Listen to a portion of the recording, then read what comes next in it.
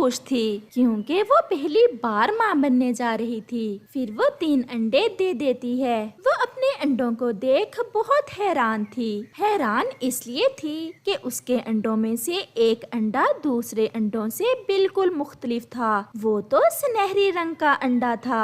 ये मेरे एक अंडे का रंग ऐसा क्यों है? भगवान करे मेरा ये बच्चा ठीक हो, कहीं ये मेरा अंडा खराब ना हो। चिड़िया अपने सुनहरी अंडे को लेकर बहुत परेशान थी। फिर एक दिन जंगल का मौसम अचानक से बदल जाता है। जंगल में गहरे बादल आ जाते हैं और साथ में तेज हवा चलना शुरू हो जाती है। फिर अचानक एक तेज हवा का झोंका आता है और चिड़िया के घोंसले को उड़ाकर नीचे फेंक देता है। चिड़िया के 2 अंडे तो टूट जाते हैं, लेकिन सुनहरी अंडा बच जाता है। ये मेरे अंडे क्यों टूट गए? अभी तो मैंने अपने बच्चों के सपने देखना शुरू किए थे और अभी मेरे सारे सपने टूट गए।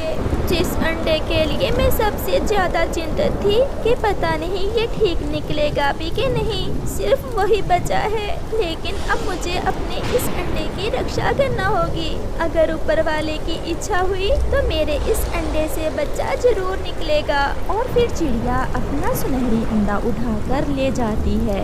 फिर कुछ दिनों बाद चिड़िया का सुनहरी अंडा फूटता है और उसमें से एक छोटा सा प्यारा सा सुनहरी रंग का चिड़ा निकलता है, जो देखने में बहुत ही सुंदर था। ये मेरा बच्चा तो बहुत सुंदर है। कितना प्यारा सुनहरी रंग है मेरे बच्चे का। मैं तो ऐसे ही डरी हुई थी। काश आज मेरे दूसरे अंडे भी होते तो उनमें से भी प्यारे प्यारे बच्चे निकलते। मेरे घोंसले में कितनी रौनक लग जाती। लेकिन अब मैं अपने इस बच्चे का बहुत ख्याल रखूंगी। मेरे जीने का सहारा मेरा यही बच्चा है। ऐसे ही दिन गुजरते गए। चिड़िया का बच्चा अब बड़ा हो गया था, लेकिन चिड़िया ने अभी तक उसे घोंसले से बाहर नहीं निकलने दिया था। वो खुद ही अपने बच्चे के लिए तरह तरह के स्वादिष्ट भोजन लाती और उससे ऐसे बर्ताव करती जैसे वो आज ही अंडे से निकला हो। एक दिन चिड़िया की सेहत थोड़ा खराब थी। उसमें हिम्मत नहीं हो पा रही थी कि वो भोजन की खोज में निकले, लेकिन वो अपने बच्चे को भूखा भी तो नहीं देख सकती थी। वो कोशिश करती है, लेकिन हर बार नाकाम होकर वापस घोंसले में ही बैठ जाती है। मम्मा, मुझे आपकी तबीयत कुछ ठीक नहीं लग रही है। क्या हुआ है आपको? हाँ मेरे बच्चे, कुछ ज्यादा नहीं, बस थोड़े थोड़े चक्कर आ रहे हैं। माँ, आज मैं भोजन की खोज करके लाऊं? लेकिन बेटा, तू कैसे जाएगा? तू तो कभी भी घोंसले से बाहर नहीं गया और ना ही तुम कभी ज्यादा उड़े हो, और तुम्हें तो भोजन की खोज करना भी नहीं आता है। फिर तुम कैसे जा सकते हो? माँ प्लीज, अब आप मुझे ना रोकना। अब तो मुझे खुद से शर्म आती है जब मैं इतना जवान होकर घोंसले में बैठा रहता हूँ और आप इस उम्र में भोजन की खोज में जाती हैं। माँ, मैं सारी जिंदगी इस घोंसले में बैठकर नहीं गुजार सकता, और अगर मैं घोंसले से निकलूंगा नहीं तो सीखूंगा कैसे? हाँ बेटा, मैंने तो कभी ये सोचा ही नहीं तुम घोंसले में थोड़ा सारी जिंदगी बैठ सकते हो। तुमने तो एक उम्र गुजारनी है। बाहर की दुनिया में बहुत सी मुश्किलात का सामना करना है। मुझे माफ करना बेटा, मैंने आप पर इतनी पाबंदी लगाकर अच्छा नहीं किया, लेकिन अब मैं आपको नहीं रोकूंगी। जाओ बेटा, जो तुम्हारा मन करे वही करना। हाँ, अच्छाई और बुराई में फर्क को हमेशा समझना। जाओ बेटा, भगवान तुम्हारी रक्षा करे।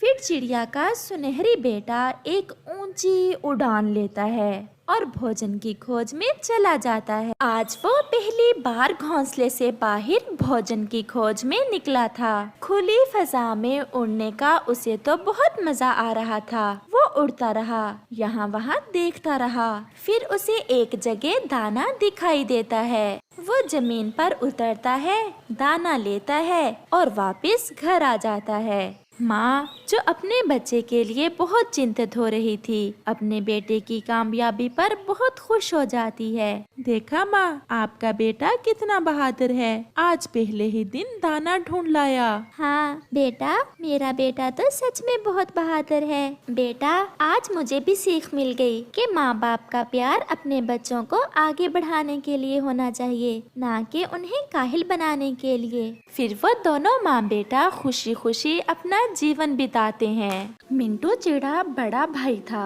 वो अपने छोटे भाई बबलू चिड़े से कहता है, मैंने तुमसे कितनी बार कहा है कि पिताजी मरने से पहले ये जमीन मेरे नाम लगवा गए थे, फिर तुम बार बार क्यों मुझे तंग करने आ जाते हो? ऐसा कैसे हो सकता है? मैं आपका भाई हूँ और पिताजी की जायदाद पर मेरा भी बराबर का अधिकार है। मेरे घर में खाने को कुछ नहीं है, आप मेरा हिस्सा मुझे दें, नहीं तो मैं क्या, नहीं तो तुम क्या कर लोगे? जो करना है कर लो।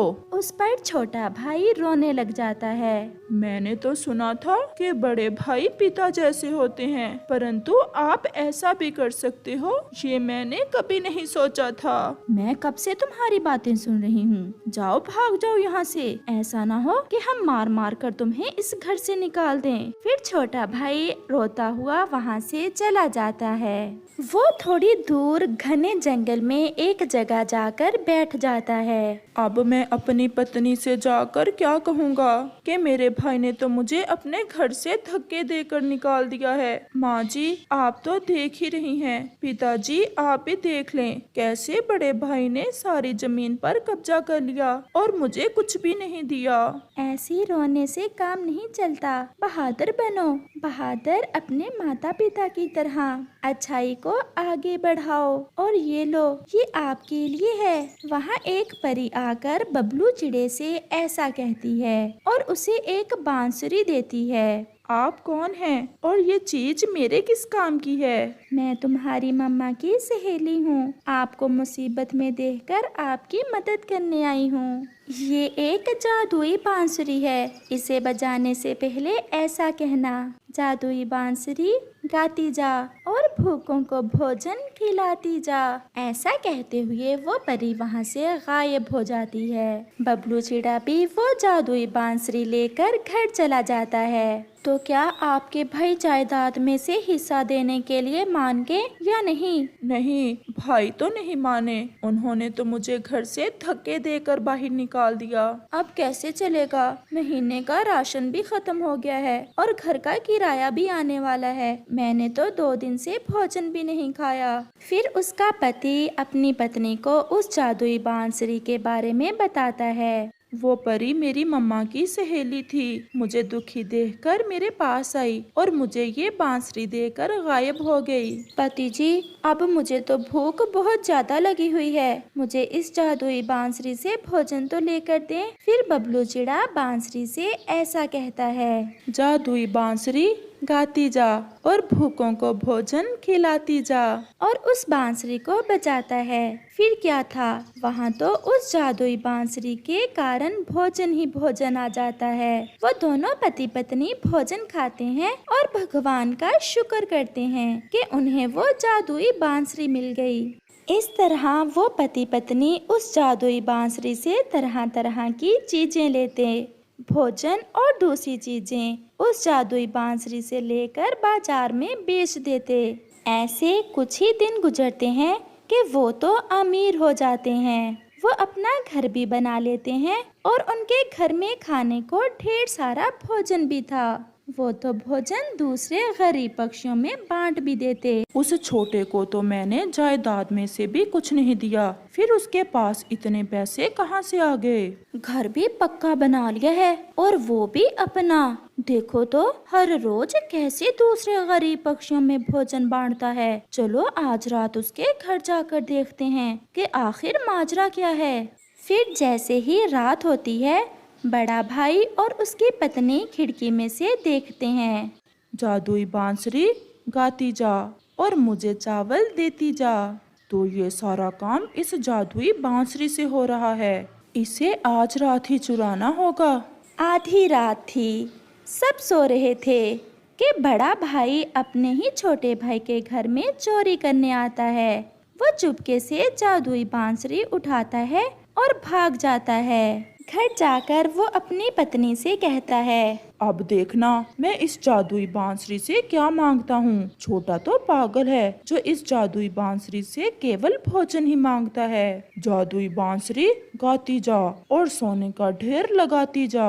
वो जादुई बांसुरी तो ऐसे लालची पक्षियों के लिए नहीं थी। फिर क्या था कि वो जादुई बांसुरी सोना देने की बजाय उसकी पिटाई शुरू कर देती है। वो जादुई बांसुरी सारी रात उसकी पिटाई करती है। उसकी पत्नी तो डर के मारे एक कोने में छुप जाती है। दूसरे रोज छोटा भाई आकर अपने बड़े भाई की जान बचाता है। रुक जा ए जादुई बांसुरी, अब बड़े भाई को बहुत सजा मिल चुकी है। भाई याद करो वो दिन जब हम इकट्ठे खेलते थे और माँ के साथ सोते थे, और आज इस धन दौलत और जायदाद ने कैसे हमें दूर कर दिया। उस दिन के तो दोस्तों, धन दौलत के चक्कर में अपने परिवार से अलग मत होना।